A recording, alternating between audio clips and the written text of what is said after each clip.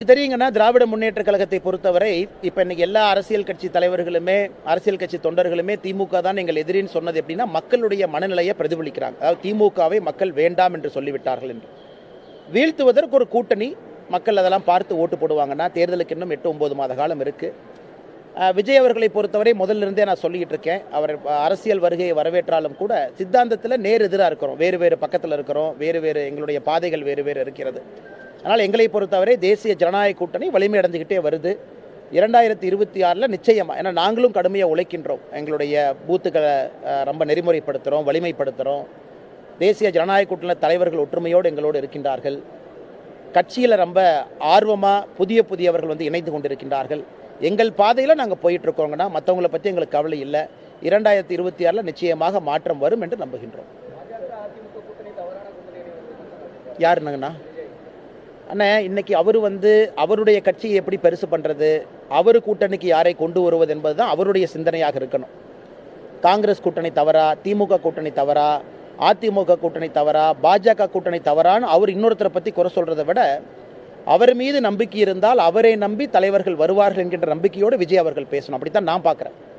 அதனால் அரசியல் எப்பொழுதுமே மற்றவர்களுடைய பலவீனம் அப்படின்னு சொல்கிறத விட அவங்களுடைய பலத்தை பற்றி தான் பேசுவாங்க. ஆனால் நேற்று மதுரை மாநாட்டில் விஜய் அவர்களை பொறுத்தவரை மற்றவர்களுடைய பலவீனம் தான் சொன்னாங்களோ தவிர அவருடைய பலம் என்னன்னு சொல்லலையாங்கண்ணா.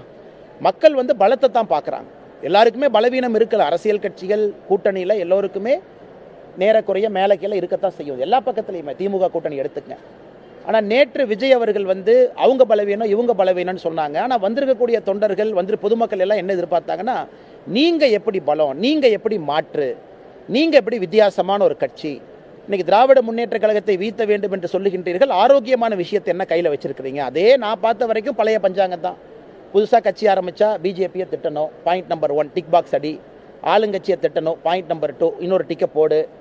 3வது நாங்கள் தான் மாற்றுன்னு சொல்லு, 3வது டிக்கு. ஆனால் மக்கள் என்ன எதிர்பார்க்குறாங்கன்னா, அந்த டிக் பாக்ஸ் எல்லாம் தாண்டி ஆக்கப்பூர்வமான கருத்துக்களை என்ன முன் வைக்கிறீங்க? இன்னைக்கு ஃபாசிசம்னு பாரதிய ஜனதா கட்சியை பற்றி விஜய் அவர்கள் பேசி கொண்டிருக்கின்றார்கள். ஆனால் பாரதிய ஜனதா கட்சி தொடர்ச்சியாக இந்திய அளவில் தேர்தலில் வெற்றி பெற்று கொண்டு வந்தே இருக்கின்றோம். 2014 ஃபாசிசம் நாங்கள் ஜெயித்தோம், 2019 ஃபாசிசம் நாங்கள் ஜெயித்தோம், 2024 ஃபாசிசம் நாங்கள் ஜெயித்தோம். ஒரு மாநிலம் ஜெயிக்க முடியாத மாநிலம் ஒரிசா 2024 ஜெயித்தோம். அதனால் நம்முடைய தமிழக பொதுமக்களுக்கும் தெரியும், நம்முடைய சொந்தங்களுக்கும் தெரியும், அந்த பழைய பஞ்சாங்கத்தை அப்படியே அந்த பழைய டீ கடையில் ஆற்றிக்கிட்டே தான் இருக்காங்க. ஆனால் பாரதிய ஜனதா கட்சி அதையெல்லாம் கடந்து பொதுமக்கள் பாரதிய ஜனதா கட்சியை ஒரு சக்தி வாய்ந்த கட்சியாக பாரத பிரதமர் நரேந்திர மோடி அவர்கள் இன்னைக்கு உலகத்திற்கு தேவைப்படக்கூடிய தலைவராக பார்த்து நமக்கு வாய்ப்பு கொடுத்துக்கிட்டே இருக்கிறாங்க. அதனால் விஜய் அவர்கள் ஃபாசிசம்னு சொல்கிறாங்கன்னா இந்தியாவில் இவ்வளவு பேர் வாக்களிக்கிறாங்க. இன்னொரு வார்த்தையும் விஜய் அவர்கள் பயன்படுத்தி இருந்தார்கள். அதாவது தாமரை மேலே தண்ணி கூட ஒட்டாது, எப்படி தமிழக மக்கள் ஒட்டுவாங்கன்னு. போன முறை பாரதிய ஜனதா கட்சி தலைமையிலான தேசிய ஜனநாயக கூட்டணி அண்ணன் ஏசி சண்முகம் உட்பட எல்லா தலைவரும் இணைந்து தமிழகத்தில் 18% மக்கள் தேசிய ஜனநாயக கூட்டணிக்கு ஓட்டு போட்டாங்க. இவங்களாம் என்ன ஓங்கோல்லேருந்து வந்தவர்களா? தமிழக மக்கள் தானே. ஏன் சித்தப்பா, ஏன் மாமா, உங்கள் சித்தப்பா, உங்கள் தம்பி, உங்கள் வீட்டில் இருக்கிறவங்க, நம்ம வீட்டில் இருக்கிறவங்க, நம்ம சொந்தங்கள், நம்ம தமிழ்காரங்க எல்லாம் சேர்ந்து தானே 100 ஓட்டு வந்திருக்குன்னா 18 ஓட்டு தேசிய ஜனநாயக கூட்டணிக்கு போட்டிருக்காங்க. இவங்களாம் என்ன வெளி மாநிலத்திலிருந்து போட்டவங்களா? அதனால் தமிழக மக்களை பொறுத்தவரை பாரதிய ஜனதா கட்சியின் மீது, தேசிய ஜனநாயக கூட்டணியின் மீது, பாரத பிரதமர் நரேந்திர மோடியின் மீது அளவு கடந்த மரியாதையை வைத்திருக்கின்றார்கள். ஒரு அதனால் விஜய் அவங்களை பற்றி நான் நேரடியாக குற்றம் சாட்டுவதை விடுத்து, நீங்கள் மக்களுக்கு என்ன பண்ண போகிறீங்க, வித்தியாசமாக என்ன செய்ய போகிறீங்க அப்படிங்கிறத அவங்க சொல்லணும். அதாவது இன்றைக்கி மக்கள் வரலாம், ரேம்ப் வாக் வரும்போது கை தட்டலாம், ரேம்ப் வாக் முடிஞ்சோடனே அவங்க கிளம்பி போயிடலாம், அடுத்த வேலையை பார்க்க போயிடலாம், இதெல்லாம் ஓகேங்கண்ணா. ஆனால் வாக்குகளாக மாற்ற வேண்டும் என்றால் பலமான சித்தாந்தம் வேண்டும். மக்கள் ஒரு வாக்குச்சாவடிக்கு போய் ஓட்டு போடும் பொழுது நிறைய யோசிக்கிறாங்க. இவங்க நம்மளோட இருப்பாங்களா, லோக்கல் கேண்டிடேட்டா, நம்ம ஊரில் உங்கள் வீடு இருக்கா, நாளைக்கு காலைல பிரச்சனைனா 6 மணிக்கு வீட்டுக்கு போகலாமா, இவங்க உண்மையாலுமே 5 வருஷம் அரசியலில் தாக்கு பிடிப்பாங்களா, மேலே கீழே எப்படி இருந்தாலும் கூட அரசியல் கட்சியில் பயணம் பண்ணுவாங்களா, இதெல்லாம் பார்த்து தான் மக்கள் வாக்களிக்கிறாங்க. அதனால் விஜய் அவர்களுக்கு மறுபடியும் நான் சொல்லுகின்றேன், வாழ்த்துக்கள். புதிதாக அரசியல் களத்துக்கு வந்திருக்கிறாங்க, வாழ்த்துக்கள். அவர் கொள்கையெல்லாம் சித்தாந்தத்தெல்லாம் வைக்கிட்டு அது ஒரு பக்கம். ஆனால் அது வாக்குகளாக மாற்ற வேண்டும் என்றால் மிக கடுமையாக உழைக்க வேண்டும். ஏன்னா நாங்கள் உழைச்சிக்கிட்டு இருக்கோம். அரசியல் எனக்கும் ஒரு 4-5 ஆண்டுகள் அனுபவம் இருக்குது. ஐயா அவர்கள் இதற்கு முன்பு பாராளுமன்ற உறுப்பினராக, சட்டமன்ற உறுப்பினராக 40-30 வருஷம் அரசியல் பார்த்துருக்குறாங்க, அக்கா பார்த்துருக்குறாங்க. அதனால் அது வாக்காக மாறும் பொழுது மக்கள் நிறையா யோசிக்கிறாங்க. அதனால் வெறும் குற்றச்சாட்டுகள் இப்படி சொல்கிறாங்க அப்படி சொல்கிறாங்க அப்படிங்கிறதுக்கு பதில் சொல்லாமல் ஆக்கப்பூர்வமான கருத்துக்களை வைக்கும் பொழுது நிச்சயமாக பதில் சொல்ல வேண்டியது எங்கள் கடமை. நாங்கள் பதில் சொல்கிறோம். எங்கள் ஆட்சியில் குறை இருக்கா சொல்லுங்கள், பதில் சொல்கிறோம். நாங்கள் நடந்து கொண்ட விதம் தவறா சொல்லுங்கள். டேட்டா ஆதாரத்தின் அடிப்படையில் தமிழகத்துக்கு பணம் கொடுக்கலையா, நான் விஜய் அவர்களுக்கு சொல்கிறேன். உங்களுடைய செய்தி தொடர்பாளர் நிறைய பேர் டிவிக்கு போகிறாங்க, பாரதிய ஜனதா கட்சியினுடைய செய்தி தொடர்பாளர் வர்றாங்க, அவங்ககிட்ட கேளுங்க, அவங்க டேட்டா கொடுப்பாங்க. கடந்த 11 ஆண்டுகளில் இந்தியாவில் எங்கேயுமே கொடுக்கப்படாத நிதி தமிழ்நாட்டுக்கு கொடுக்கப்பட்டிருக்கிறது. ஏன் சமீபத்தில் அடுத்த இந்தியாவினுடைய குடியரசு துணைத் தலைவராக நம்முடைய மண்ணின் மைந்தர் அண்ணன் சிபி ராதாகிருஷ்ணன் அவங்களை உயர்த்தி இருக்கின்றோம். எத்தனை கட்சிகள் பண்ணாங்க? காங்கிரஸ் ஆட்சியில் இருந்தாங்க, எத்தனை முறை பண்ணாங்க?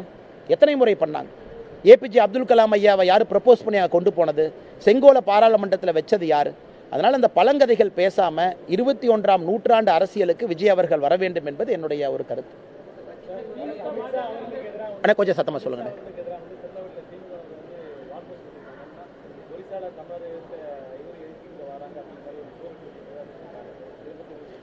இன்னைக்கு திமுக நண்பர்களுக்கு எதை பார்த்தாலும் பயம். அந்த தென்னாலி படத்தில் கமல் அண்ணன் சொல்லுவார், எதை பார்த்தாலும் பயம் அப்படின்னு. இன்னைக்கு கமல் அண்ணன் அந்த பக்கம் சேர்ந்ததுக்கப்புறம் மோடிஜியை பார்த்தா பயம், அமித்ஷாஜியை பார்த்தா பயம், பாராளுமன்றத்தில் புதிய சட்டம் வந்தால் பயம், ஒரே நாடு ஒரே தேர்தல் பயம், ஊழல் அரசியல்வாதிகள் 31வது நாளில் பதவியிலிருந்து இறக்கப்பட வேண்டும் என்றால் அதுக்கு பயம்.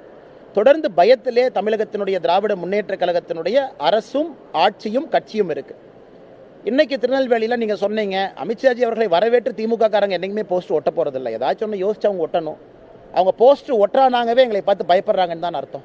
எங்களை பார்த்து பயப்படலைன்னா அந்த போஸ்ட்டுக்கு அவங்க காசு வேஸ்ட் பண்ணி ஒட்டாமல் இருந்திருப்பாங்கல்ல.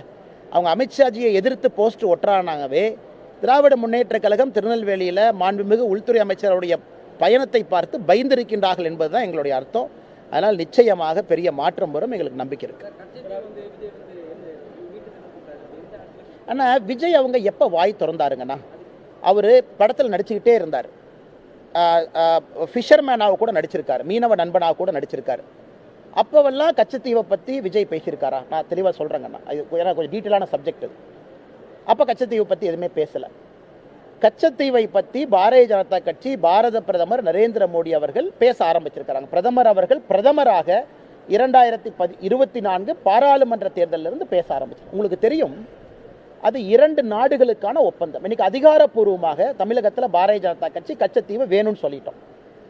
இன்னைக்கு இலங்கை நம்முடைய அண்டை நாடாக, பக்கத்து நாடாக, நட்பு நாடாக இருக்கு. பிரதமர் அவர்கள் இங்கே தான், இந்த பகுதியில் பிரதமர் அவர்கள் இங்கே வரும்பொழுது தென் தமிழகத்தில் மேடையில் அவங்களும் சொன்னாங்க, இன்னைக்கு இவர்கள் பொறுத்து இருக்கணும். அதாவது இவங்க கொடுத்துட்டாங்க, 1972 கொடுத்துட்டாங்க, 50 வருஷம் யாருமே பேசலை. இன்னைக்கு நாம பேச ஆரம்பிச்சிருக்கிறோம். நாங்கள் செய்வோம், எப்படி செய்வோம் என்பது எங்களுக்கு தெரியும். இன்னைக்கு இவங்களுக்கு பிரச்சனை இல்லை. தமிழ்நாட்டில் ஒரு இடத்துல கட்சி நடத்துறாங்க, தமிழ்நாட்டில் ஒரு இடத்துல ஆட்சி நடத்துறாங்க. பாரதிய ஜனதா கட்சியை பொறுத்தவரை இந்தியாவில் ஆட்சியில் இருக்கும், பல மாநிலங்கள் ஆட்சியில் இருக்கும். நட்பு நாடுகள்கிட்ட ஒரு மாதிரி பிஹேவ் பண்ணணும். ஒரு விஷயத்தை கேட்கும் பொழுது இன்னொரு விஷயத்தை நாம் கொடுக்க வேண்டி வரும்.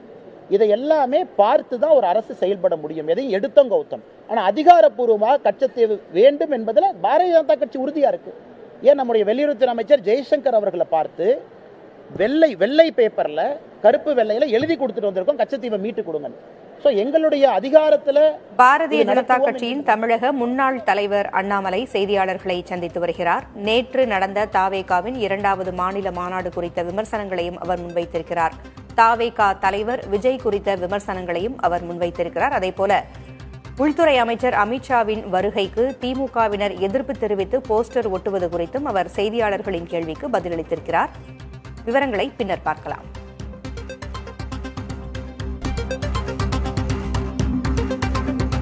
மற்றும் ஒரு அண்மை செய்தி, இலங்கையின் முன்னாள் அதிபர் ரணில் விக்ரமசிங்கே கைது செய்யப்பட்டிருக்கிறார். கொழும்பு நகரில் அவர் கைது செய்யப்பட்டிருக்கிறார். அண்மை செய்தியாக பார்க்கிறோம். இலங்கையின் முன்னாள் அதிபர் ரணில் விக்ரமசிங்கே கைது செய்யப்பட்டிருக்கிறார்.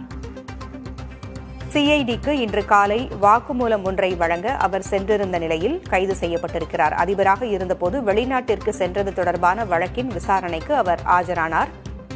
மனைவியின் பட்டமளிப்புக்கு லண்டன் சென்றது குறித்த வழக்கில் குற்ற புலனாய்வு பிரிவு சம்மன் அனுப்பியது. இந்நிலையில் நேரில் ஆஜரான அவர் கைது செய்யப்பட்டிருக்கிறார். இலங்கை முன்னாள் அதிபர் ரணில் விக்ரமசிங்கே கொழும்பு நகரில் கைது செய்யப்பட்டிருக்கிறார்.